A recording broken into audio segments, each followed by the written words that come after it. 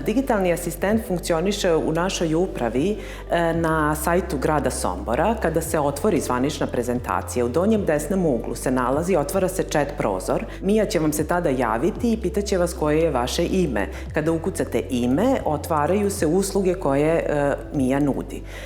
To su za sada pitanja iz oblasti rada gradske uprave, dečiji dodatak i lokalne poreske administracije, ali se nadamo da će se te oblasti proširiti u nekoj budućnosti.